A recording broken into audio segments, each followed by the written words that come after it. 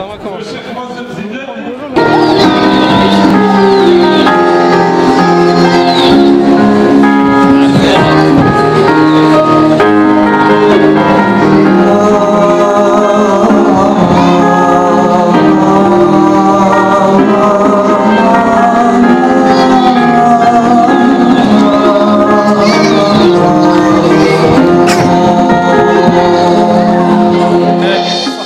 المستكملين الشرفاء وعلى من سار على نهجهم القويم إلى يوم الوفاء بعد. حضرات السادة، أيها الحفل الكريم، أحييكم بتحية الإسلام، وتحية الإسلام السلام، فالسلام عليكم ورحمة الله تعالى وبركاته. طبتم وطاب ممشاكم وتبوأتم من الجنة منزلا. Nous allons, Inch'Allah, comme nous nous le sommes promis hier, avancer dans cette série d'échanges que nous avons intitulée la philosophie de Maqasid al-Sharia, des finalités de la Sharia. Hier, nous avons passé la plupart, ou disons la totalité de notre temps, en tout cas une grande partie, à expliquer le fait qu'on ne peut pas considérer qu'Allah subhanahu wa ta'ala a créé l'homme, lui a donné cette responsabilité sans qu'il ait voulu ou qu'il ait attendu de lui qu'il comprenne un certain nombre d'objectifs, un certain nombre de valeurs auxquelles ses actions, comme ses paroles, doivent répondre ou correspondre. Et aujourd'hui, on va commencer par une chose assez simple, c'est que quand on parle d'objectifs, il y a quelque chose qui doit nous arriver en tête tout de suite, c'est que pour pouvoir les embrasser, c'est-à-dire pour pouvoir les comprendre, ces derniers doivent nécessairement avoir un nombre limité. En d'autres termes, vous savez que dans la vie, il y a énormément de choses. Comme nous, les humains, nous sommes une communauté. Les oiseaux en sont une. Mais chacune de ces communautés, bien que constituée de plusieurs membres, eh bien, est régie par un certain nombre de règles. En d'autres termes, dans les sciences même d'aujourd'hui, la notion de règle, c'est ce qui permet, par définition, de répondre à plusieurs situations à partir d'un nombre limité. Vous avez l'exemple dans la parole d'Allah. Dieu nous a révélé 6235 ou 36 versets, ou plus ou moins selon les considérations des uns et des autres.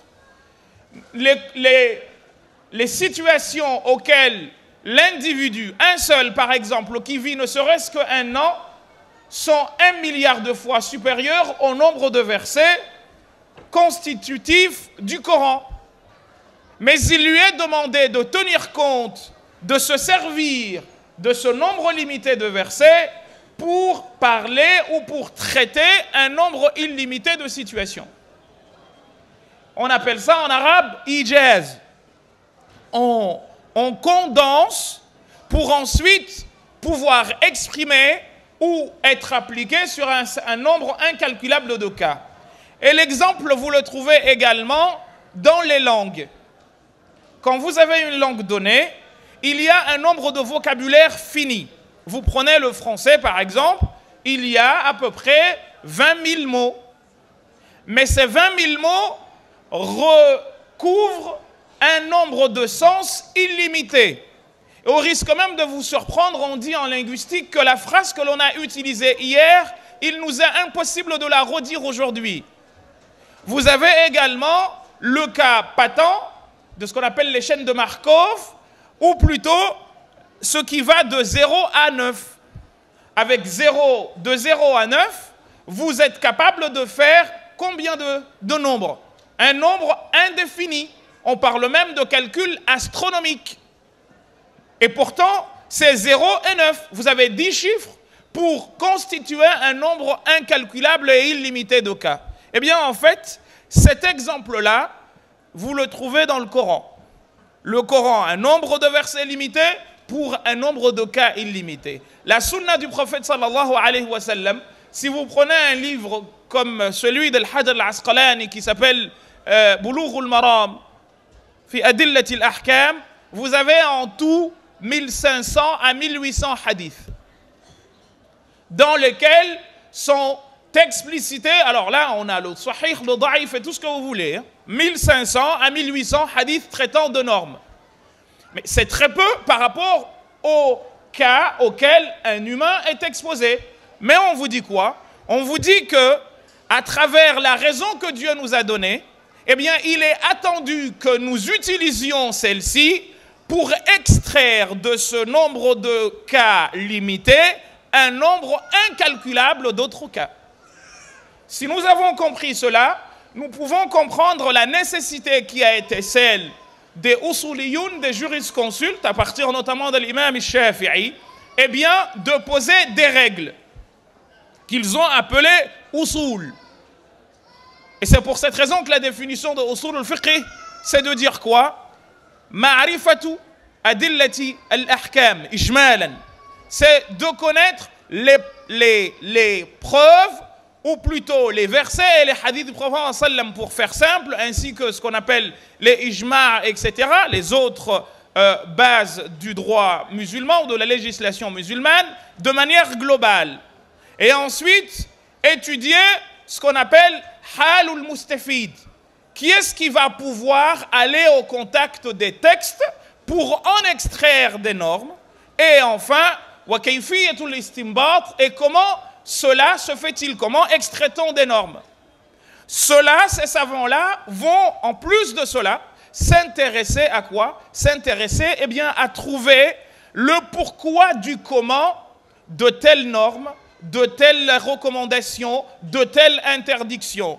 Et en faisant le tour, ils se sont rendus compte que, eh bien, nous avons trois types d'objectifs ou trois types de finalités.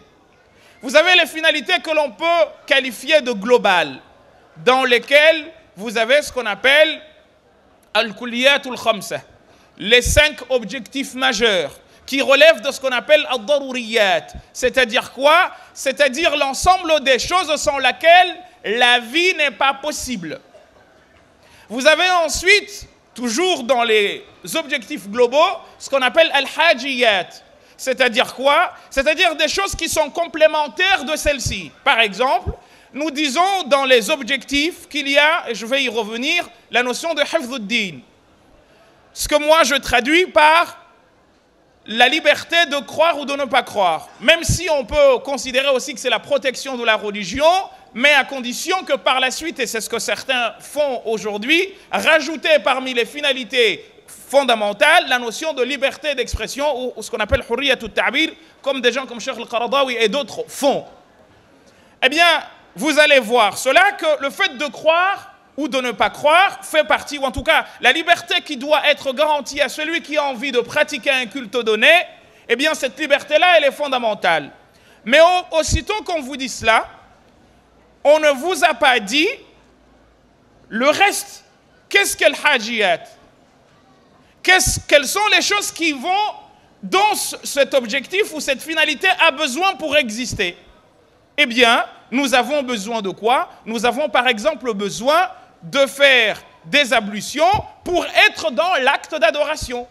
Ou mieux encore, on peut dire qu'on a besoin d'un toit pour pouvoir, par exemple, adorer Allah subhanahu wa ta'ala, parce que s'il fait -20, j'aurai besoin d'un endroit dans lequel prier, sinon si je prie dehors, je risque de mourir. Eh bien là, la maison devient par rapport à cette pratique quelque chose dont j'ai besoin pour pouvoir accomplir l'obligation ou la finalité principale qui est le fait de croire ou d'adorer Allah subhanahu wa ta'ala. Autre chose, nous avons ce qu'on appelle hifdhun nafs, je vais y revenir, la protection de la vie. Eh bien, vous êtes bien d'accord avec moi que vous avez des choses que je n'ai pas. Et moi, j'ai des choses que vous n'avez pas, ne serait-ce que dans la vie. Mais qu'est-ce qui se passe? On a besoin de commerce, de pouvoir échanger les uns avec les autres pour que cet objectif soit garanti. Eh bien, on dira du commerce qu'il fait partie de ce qu'on appelle hajiyat, c'est-à-dire quelque chose dont on a besoin, qui n'est pas la finalité par excellence, mais une finalité secondaire sans laquelle, eh bien, la primaire ne peut pas tenir. Et nous avons un troisième type d'objectif, toujours dans cette finalité globale, qu'on appelle at-tahsiniyat. C'est quoi? Eh bien, c'est ce qui relève, comme le dirait l'imam al-Ghazali, qui est un des pères fondateurs de cette science, des maqasid, c'est ce qui relève des bonnes conduites. C'est-à-dire quoi? Ce qui témoigne, par exemple, d'un bon comportement. Eh bien, on va, par exemple, vous dire que pour pouvoir adorer Allah subhanahu wa ta'ala dans la prière, on doit couvrir ce qu'on appelle l'awra, la nudité. Mais, qu'est-ce qui se passe? Il peut se trouver des cas où l'homme se trouve nu. Par exemple, en prison, les fuqaha te disent, malgré le fait que tu sois nu, tu dois faire la prière pour rattraper le temps. Parce que tu ne sais pas si tu es emprisonné par une dictature comme celle que nous connaissons un peu aujourd'hui dans certains pays. Eh bien, tu sais quand tu rentres, mais tu ne sais pas quand tu sors de prison. Parce qu'il n'y a pas de justice. Eh bien, qu'est-ce qui se passe? On te dit, tu pries. Mais là, nous avons la nécessité de se couvrir. Mais en face, il y a quoi? Il y a une nécessité fondamentale qui est le fait de faire la prière. Eh bien, on te dit quoi? En cas d'opposition entre une nécessité qui relève de tahsiniyat, c'est-à-dire avoir de beaux habits ou je ne sais quoi, et une nécessité fondamentale, eh bien, il n'y a pas photo. Hop, on fait sauter.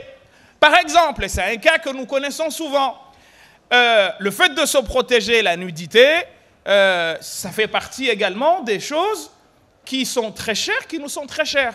Mais ça relève des tahsiniyat, c'est-à-dire quoi? Ce par quoi, si je puis dire, l'homme a un comportement que l'on pourrait qualifier de normal, d'acceptable. Mais si je dois aller chez le médecin, c'est haram de me déshabiller devant un homme ou devant même une femme. Mais qu'est-ce qui se passe?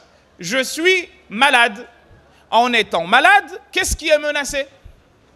La finalité qui est celle de hifdhun nafs, la protection de la vie. Eh bien, là, on te dit, mon gars, enlève. Parce que même devant un homme n'a pas le droit de se déshabiller devant un homme.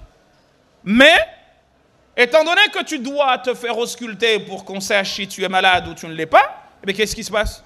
Tu dois l'enlever. Cette priorité-là, cette façon de réfléchir est absente chez beaucoup parmi nous. Et du coup, on s'en mêle les pinceaux. Ce qui est fondamental devient secondaire dans la tête de beaucoup. Et c'est malheureusement ce dans quoi aujourd'hui nous nous trouvons. Nous nous trouvons embarqués dans un bateau ivre dans lequel les finalités sont inversées. Tu vois quelqu'un qui est capable de mettre le feu dans la baraque parce qu'il y a quelque chose relevant des tahsiniyat qui est mis en cause. Tu entends des sœurs qui viennent te dire, mais est-ce que j'ai le droit d'aller voir un gynéco? Mais ma grande, s'il n'y a pas d'autre solution, tu ne vas pas mourir. Il faut que tu te fasses consulter, absolument. Faire une opération, s'ouvrir le ventre, c'est pas halal. Mais si tu es malade, il faut qu'on t'ouvre le ventre pour te ressortir. Imaginez même un enfant qui est mort dans le ventre de la maman. On va dire c'est haram de toucher. Ben oui, mais là, c'est où on t'ouvre le ventre où il y a mort d'âme. On sait qu'il y a déjà l'enfant qui est mort, on doit nécessairement le sortir. Bien, cela relève de ce qu'on appelle les tahsiniyat, et ces trois-là constituent ce qu'on appelle, ce que moi j'appelle le maqasid al-amma. Parce que dedans, vous avez al-daruriyat, al-hajiyat, al-tahsiniyat, tels que je viens de vous les expliquer. Ensuite, vous avez un deuxième niveau qui s'appelle al-maqasid al-kulliyya wal-juz'iyya, ou al-maqasid al-amma ou al-maqasid al-khassa. Les objectifs, ou ce que l'on pourrait appeler comme relevant de l'intérêt commun, et ce qui relève de l'intérêt individuel. On nous dit qu'en cas d'opposition de l'intérêt commun avec l'intérêt individuel, qu'est-ce qui se passe? L'intérêt individuel est mis de côté. L'intérêt commun doit pouvoir l'emporter sur l'intérêt de l'individu. Le prophète sallallahu alayhi wa sallam a agi de manière incroyablement belle par rapport à la question économique. Il nous dit dans un hadith que si quelqu'un vient de l'extérieur avec une marchandise, il vient par exemple et il nous trouve, nous avons la même marchandise. Mais lui, il vient de l'extérieur, il casse la baraque parce qu'il va vendre à des prix défiant toute concurrence, causant la perte de quoi? Eh bien, la perte de l'ensemble des personnes qui sont là et qui vendent au quotidien, qui ont des familles, qui entretiennent ces familles grâce à ce qu'ils vendent. Eh bien, le prophète nous dit, celui-là, il ne faut pas l'accepter. Pourquoi? Parce que lui, s'il gagne de l'argent, c'est la communauté qui a gagné ou c'est un individu? C'est un individu. Eh bien, on vous dit non, c'est pas comme ça. Alors qu'à la base, le commerce, c'est normal. Mais là, non. Dans le même hadith, il nous interdit que quelqu'un vient de l'extérieur et qu'un de nous aille le voir pour acheter toute la marchandise qu'il a emmenée pour ensuite la vendre au plus cher, alors que si on avait laissé la personne, elle aurait vendu à un prix normal, qu'on appelle bay'ul hal. Eh bien, le prophète nous dit, ça c'est haram. Pourquoi? Parce que certes, lui, moi, si je vois la personne venir de l'extérieur, je vais acheter, je vais gagner de l'argent, mais je vais rendre la vie invivable aux autres. Donc, ce type de maslaha est également ce type de finalité est à mettre en exergue. Et c'est pour ça qu'Allah subhanahu wa ta'ala, comme je vous l'ai dit hier, nous a dit Ahasibtum annama khalaqnakum abathan. Pensez-vous que nous vous avons créé comme ça, wa annakum ilayna la turja'un, que vous n'allez pas nous revenir? Troisième type, j'essaye d'aller rapidement. Troisième type, vous avez ce qu'on appelle al-maqasid al-dhanniyya wal-maqasid al-wahmiyya wal-maqasid al-zahira. Vous avez, en troisième et dernier lieu, ce que l'on pourrait appeler des objectifs clairs. Quels sont les objectifs clairs? C'est ce que Dieu dit, ou le nas, le texte dit. Quand par exemple Dieu dit dans le Coran « Walakum fil qisasi hayah ». Pourquoi appliquer des peines? C'est pour protéger des vies. Et ce verset-là, je vous jure au nom d'Allah subhanahu wa ta'ala, encore aujourd'hui, je pense que les fuqaha ne l'ont pas suffisamment travaillé. Parce que ce verset, de mon point de vue, nous permettrait, si on y réfléchissait de manière profonde, il permettrait de faire face aux nouveaux défis des sociétés modernes. Car, que faire à un individu qui se fiche complètement de la vie, qui vient, qui tue? On va le zigouiller. Mais dès comme lui, il y en a beaucoup. Alors là, Dieu nous a dit « Walakum fil qisasi hayah ». En appliquant des peines, vous devez protéger des vies. Or, il se trouve que je suis face à un groupe de personnes qui se fichent royalement de la vie. Alors, il faut que je trouve une façon, une peine qui me permettra d'arrêter. Parce que si je les zigouille, ça n'arrête pas. Donc, le but, ce n'est pas de zigouiller les gens, mais de faire en sorte qu'en appliquant une peine, les vies soient sauvées. Ça, aujourd'hui, on ne l'a pas, ça. On te dit frappe, frappe. Non. Il faut que la peine dispose d'une finalité. Ce n'est pas parce qu'on a dit que, au temps du prophète sallallahu alayhi wa sallam, par exemple, on a dit quoi? On a dit que celui qui vole, et le Coran le dit,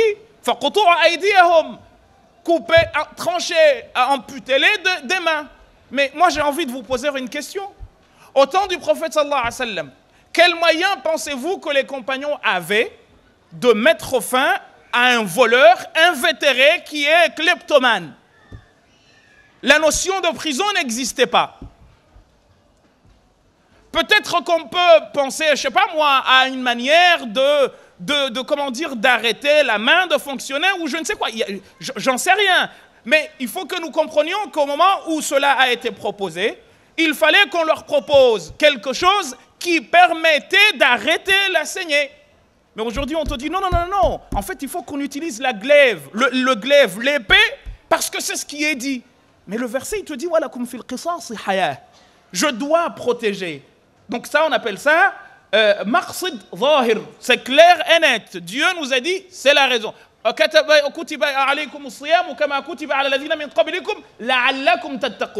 but du jeûne, c'est que nous craignons Allah. C'est clairement dit. Il y a un autre domaine, on parle de manat, tahriq al-manat, takhrij al-manat, tanqih al-manat, mais ce n'est pas le moment. Mais en tout cas, il faut que vous compreniez que cela existe. Il y a des choses qui sont clairement dites. Par exemple, quelqu'un a été voir le prophète sallallahu alayhi wa sallam, Sa'd ibn Abi Waqqas, le nom ne me vient pas en tête, et il voulait faire don de toute sa fortune.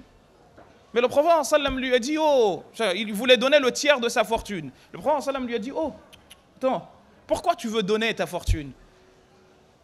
Mieux vaut que tu laisses une partie pour tes enfants, car ce que nous voulons, c'est pas que les gens viennent tendre la main. Demain tu meurs, tu as tout donné, mais tes enfants, ils vont hériter de quoi? Tu fais des bandits. Et de ce point de vue-là, je vais vous raconter un récit que j'ai raconté, une anecdote que j'ai racontée à certains amis. Dans les années 80, il s'est posé aux Comores la question du planning familial.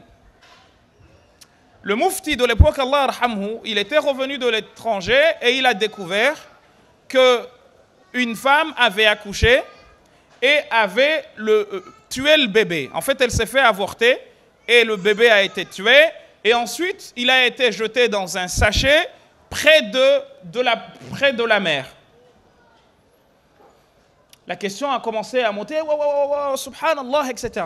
Mais le faqih, il ne s'arrête pas à subhanallah. Il faut trouver des solutions concrètes.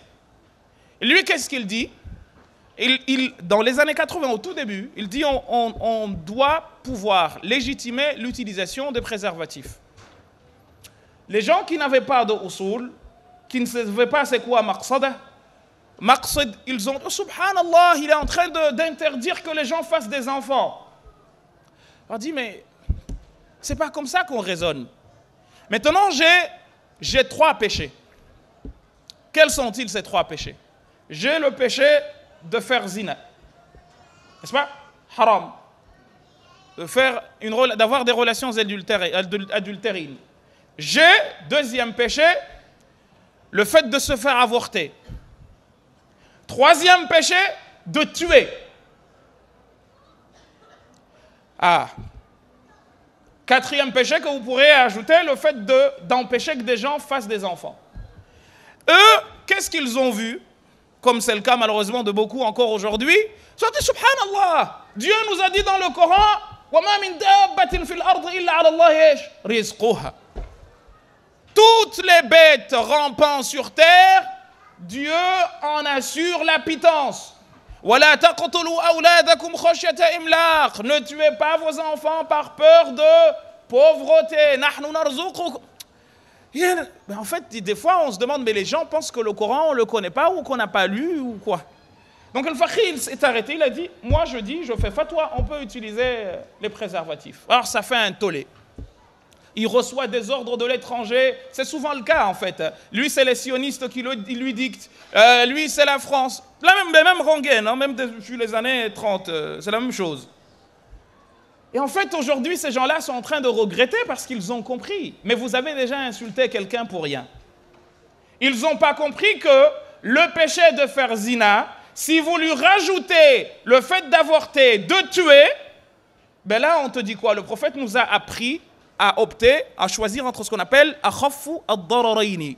J'ai 2 dangers, j'ai 2 péchés. Lequel des 2 est plus grave que l'autre?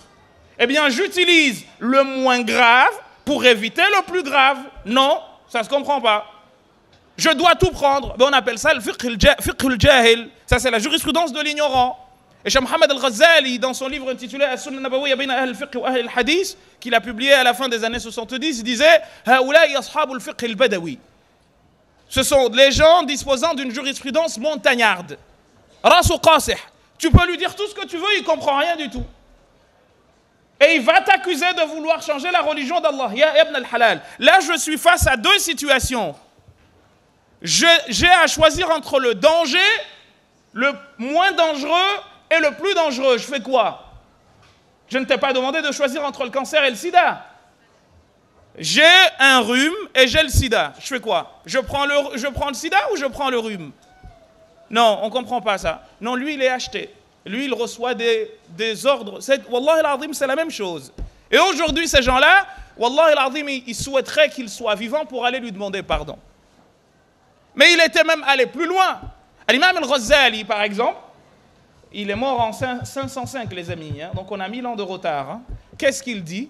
Il dit, je cite, si un homme est marié avec une femme et qu'il a peur que celle-ci, en faisant beaucoup d'enfants, eh bien, son regard se détourne d'elle pour penser à une autre, eh bien, ils peuvent limiter les naissances.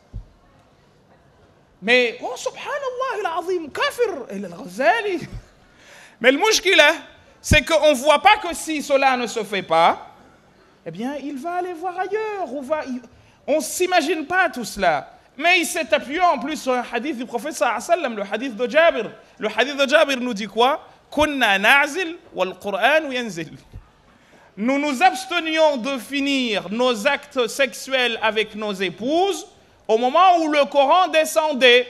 C'est-à-dire quoi? Pour nous dire que si c'était haram, comme ce fut le cas avec le fait d'avoir des relations intimes avec son épouse dans les nuits de Ramadan, Dieu nous a dit A'alim Allahu annakum kuntum takhtanuna anfusakum fa'afa ankum wa taba alaykum wal ana bashiruhunna wabtaghu ma kataba Allahu lakum.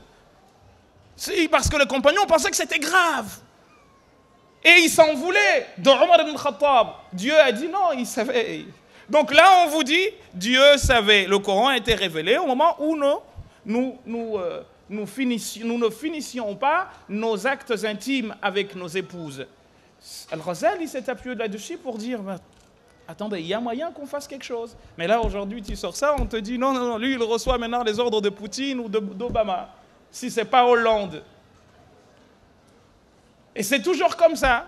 Et ensuite, nous avons ce qu'on appelle al-maqsad al-dhanni. C'est quoi le maqsad al-dhanni? C'est quand nous avons une finalité qui se dessine comme telle à partir de l'analogie. Hier, Cheikh al-Arb al-Bishri a parlé de la notion de qiyas.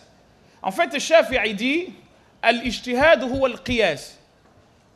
L'effort d'interprétation, c'est ce qu'on appelle qiyas. Pourquoi? Pour les raisons que je vous ai expliquées au début. Nous avons un nombre de versets fini. Certains disent qu'on a 200 versets qui nous parlent de normes, à partir desquels nous voulons traiter un nombre de cas infini. Et certains savants ont dit qu'il n'y a pas de qiyas, comme qui? Daoud al-Zahiri. Et qu'est-ce qui se passe dans Daoud al-Zahiri? L'imam al-Khatib al-Baghdadi, dans son livre Al-Fiqh wal-Mutafaqih, dans le volume 1, il dit, Daoud a voulu refuser le qiyas, l'analogie. Mais de fait, il s'est trouvé dans l'obligation d'y avoir recours. Mais regardez les contresens de ceux qui disent qu'il ne faut pas faire cela. Chez les Zahirites, si vous voulez des histoires à vous faire bondir au ciel, il faut regarder le fiqh al-Zahiri. Il y a des choses intéressantes, mais il y a des choses contradictoires. Vous savez ce qu'ils disent par exemple? Ils disent que l'urine du porc n'est pas impure, n'est pas najis. Pourquoi? Ils disent qu'il n'y a pas de texte qui le dit. Par contre, l'urine de l'homme, c'est najis. Pourquoi? Parce qu'il y a un texte qui le dit. Ils nous disent aussi, il y a un verset du Coran dans lequel Dieu dit wa banatikum, et vos filles, wa raba'ibikum allati fi hujurikum, et vos belles filles fi hujurikum. Donc en gros, vos belles filles, tu t'es marié avec une femme, ta belle fille, tu ne pourras jamais te marier avec. Eux, ils ont dit non. Dieu a dit allati fi hujurikum, c'est celle que vous aurez élevée vous-même, mais si elle n'est pas chez vous, il n'y a pas de problème. Wa hakada. Pourquoi? Parce qu'on se dit non, on veut être littéraliste. Mais c'est Daoud al-Zahiri. Et ça donne, et c'est pour ça qu'aujourd'hui, vous voyez des gens qui vont te dire tel hadith est daïf, mais ce sur quoi il s'appuie pour commettre telle ou telle exaction, c'est aussi des hadiths daïf. Mais il se choisit, il va au marché, il fait les courses comme il veut, il prend ce qu'il veut et il laisse ce qu'il veut en fonction de ce que lui veut. Par contre, les autres n'ont pas le droit de faire la même chose. Pourquoi? Parce que lui, il est le plus malin. Et enfin, vous avez ce qu'on appelle al-maqasidu al-wahmiyya, des finalités qui sont en fait des finalités farfelues. Comme quoi, quelqu'un qui se dit « Ah, mais en fait, en fumant un ouinge, disent les jeunes, ben je plane. » Ben c'est une finalité que tu t'es faite toi-même parce que ça te détruit. Ah, mais ce serait pas mal d'aller me jeter de je ne sais quel étage, après je vais voler. Ben c'est toi-même qui te l'as fait, ça. Donc on ne peut pas considérer cela comme une finalité. Pourquoi? Parce que c'est illogique. Ça va à l'encontre de quoi? Ça va à l'encontre de ce que la raison humaine, l'entendement humain accepte. C'est là les trois types de ce qu'on appelle maqasid al-sharia en général. Il y a dedans deux écoles, l'école de l'imam Shatibi, qui au fond est celui qui a été à l'origine de cette manière de voir les choses. Le volume 2 de son livre intitulé Al-Muwafaqat est consacré justement à l'explication de ce qu'on appelle al-ilal ou al-maqasid, les finalités ou les raisons pour lesquelles telle chose a été dite comme ci et telle autre a été dite comme cela. Mais au-delà de cela, chers frères, chères sœurs, ce que je voudrais que nous comprenions, c'est qu'aujourd'hui, ce travail a été effectué. Il a été effectué notamment à partir d'un savant shafi'i qui s'appelle Al-Qaffal al-Shashi, qui est mort en 362, si ma mémoire est bonne, dans son livre intitulé Mahasin al-Sharia, en 2 volumes. Et dedans, il parle de maqasid. Mais il n'y avait pas un livre à part entière qui traitait de cette question. D'autres vont venir après lui, comme l'imam al-Haramayn, Muhammad ibn Yusuf al-Juwayni. Al-Ghazali va venir écrire ses Al-Mustasfa et ses livres de référence dans le domaine. Vous allez avoir quelqu'un comme Al-Izz ibn Abd Salam qui va venir par la suite, mais personne ne traitera de ces questions de manière indépendante. La science dite de maqasid al-sharia n'existait pas en tant que telle, mais quand on en parlait dans ce qu'on appelle bab al-qiyas, comme je viens de vous expliquer, l'analogie. Et les choses sont parties ainsi. Al-Amidi, pareil, dans bab al-qiyas, on abordait le maqasid. Jusqu'à ce que Ibrahim ibn Moussa al-Lakhami, qu'on appelle al-Shatibi, donc c'est un espagnol ou un andalou, choisissez, un espagnol aujourd'hui, va installer cette école de pensée. C'est pour cette raison qu'on le considère comme le père fondateur de maqasid al-sharia. Des gens aujourd'hui nous disent mais de toute façon c'est quelque chose d'inventé. Ben oui, comme 0 et 10, on pourrait dire que c'est l'homme qui l'a inventé, sauf que 0 et 10 répondent à des réalités palpables qui sont là. Ça c'est le premier point. Le deuxième point, il y a eu un ordre établi depuis l'imam al-Ghazali, c'est de dire hifdud-din, la protection de la religion, hifdun-nafs, la protection de la vie. On va jusqu'à arriver à el-mal, la fortune. Donc le droit à la propriété privée, pour faire simple. Certains aujourd'hui pensent que ça c'est un ordre révélé. Non, c'est pas vrai. C'est le Ghazali qui a proposé les choses de cette manière. Et on va voir des gens comme l'imam al-Zarkashi qui vont venir vous dire mais non, c'est pas comme ça. Lui il dit hifdud-din muqaddamun ala hifdun-nafs muqaddamun ala hifdud-din. La protection de la religion, de la vie passe avant la protection de la religion. On lui a demandé pourquoi. Il a dit parce que le mort, on n'attend rien de lui. C'est logique ou pas logique? Il dit comment voulez-vous qu'on fasse passer din avant nafs alors qu'on demande din à celui qui est nafs?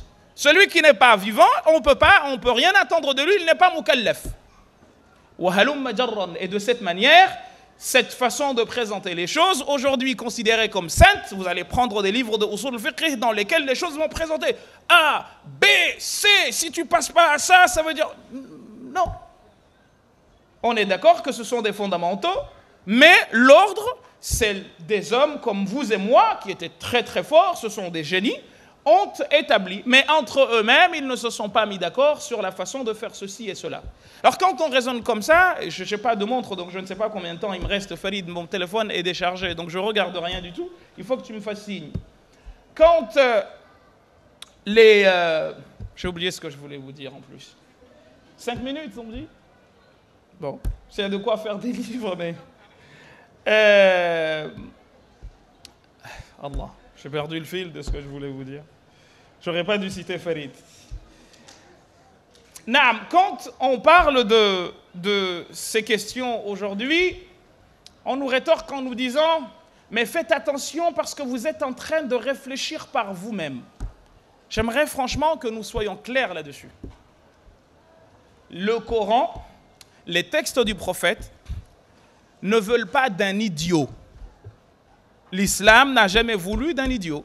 Que ce soit clair et net entre nous. Dieu nous a demandé à plus de 800 fois d'avoir recours au savoir, faire fonctionner la tête. Ce qui se passe aujourd'hui, et je m'arrêterai là parce qu'on m'a dit qu'il y a 5 minutes, c'est que je viens et je vous dis, attention, moi ce que je te dis là, c'est le haqq, c'est la vérité. Moi j'ai vu quelqu'un qui m'a dit, mais vous raisonnez de manière maqasidi, mushadri, vous êtes en train d'inventer vous-même. Ya jama'a, wallahi l'azim, l'année prochaine, si Dieu nous garde en vie, on parlera de la manière dont les compagnons ont traité avec ces questions de priorité.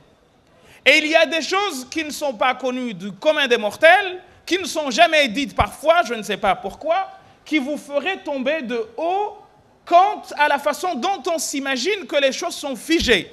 Je vous jure au nom d'Allah subhanahu wa ta'ala, toutes les questions de fiqh, à part des questions fondamentales comme le nombre de raka'at ou des prières, comme ces questions-là, vous avez y à boire et à manger dedans à partir même des compagnons.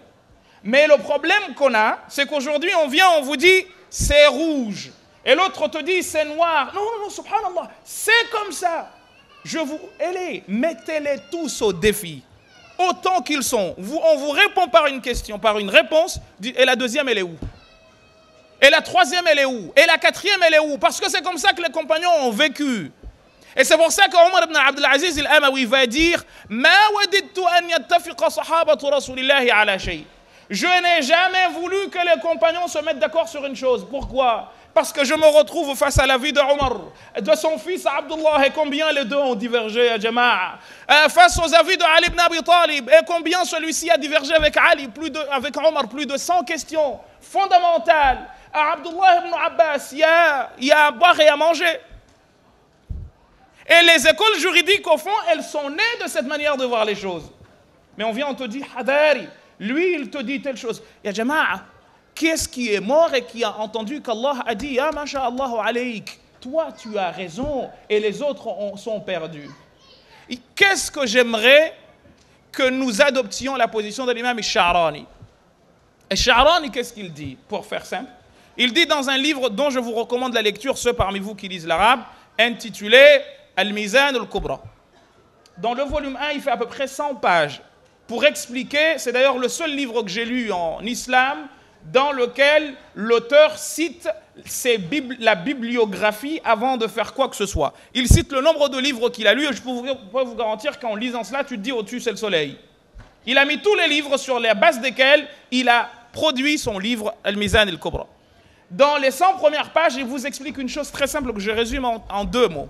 Il dit en fait, il y a la métaphore d'Aristote qui nous dit quoi? Aristote ou un philosophe grec qui disait qu'en fait, il en est de la charia, donc au sens législatif du terme, comme d'un éléphant. Personne ne peut embrasser un éléphant dans son ensemble. Impossible. Et il dit, celui qui tient le pied gauche, est-ce qu'il a le droit de dire qu'il tient l'éléphant ou pas? Oui ou non? Celui qui tient la patte droite, il a le droit de dire qu'il tient l'éléphant ou pas? Celui qui tient comment vous appelez ça, la trompe, il a le droit de dire qu'il tient l'éléphant ou pas? Et il dit, en fait, ces divergences-là permettent de répondre à 2 cas. Ce qu'il appelle el-tashaddud et ce qu'il appelle el-tarfif. Il dit, el-tashaddud, il n'y a pas une seule question de fiqh dans laquelle, quand il y a divergence, tu ne trouves pas que certains sont mutashaddidoun et d'autres sont mukhafifoun. Et il dit à partir de là, en fait, il n'est pas question de dire celui-ci a tort et celui-là a raison. C'est que chacun de ces cas correspond à une personne dans un état ou dans une situation particulière. Un exemple bien bête, dans l'école malikite, on vous dit que l'eau, tant que la couleur, l'odeur ou le goût n'ont pas changé, même si l'enfant a pissé dedans, ou il y a eu de l'urine qui a un peu tombé dedans, hashakum, elle reste pure. Alors que les autres écoles vous disent, non, il faut que l'eau ait atteint l'équivalent de 200 litres. En dessous, qu'est-ce qu'on fait? On vire l'eau, on la renverse. Ya Jama'a, je vous pose la question. Est-ce que ce n'est pas criminel de prendre l'avis des 3 autres écoles pour quelqu'un qui vit dans le désert où il n'y a pas une goutte d'eau? Là, l'avis des Malikites arrange. Pourquoi, ya Jama'a? Parce que celui-là, il se passe 10 ans, il n'y a pas de source, il n'y a pas d'oasis. Mais nous qui vivons ici, où il y a la Seine, il y a la Marne, il y a je ne sais quoi, on va même trouver que ce n'est pas bon. Mais lui, là, il est capable de boire hachak ou même l'urine. Pourquoi? Parce qu'il veut vivre, il est menacé. Donc là, la vie des Malikites, qui est mukhaffif, correspond à la situation d'une personne. Donc il ne faut pas venir dire « Ah non, il ne faut pas que tu le saches. » Et non. Et c'est comme ça qu'il a résumé le fiqh islamique dans son ensemble. Donc là où les gens voient des oppositions, lui il dit, et moi je vois plutôt une complémentarité. Donc ayons l'esprit ouvert, acceptons que l'autre, eh bien ils disent aussi autre chose que ce que nous avons l'habitude d'entendre, parce que ce n'est pas parce qu'on n'a pas l'habitude d'entendre une chose que celle-ci est fausse. Ja'ala Allahu wa iyyakum min alladhina yastami'una al-qawla fayattabi'una ahsanah. وصلى اللهم وسلم وبارك على سيدنا محمد وعلى آله وصحبه والحمد لله رب العالمين وبارك الله فيكم والسلام عليكم ورحمة الله تعالى وبركاته.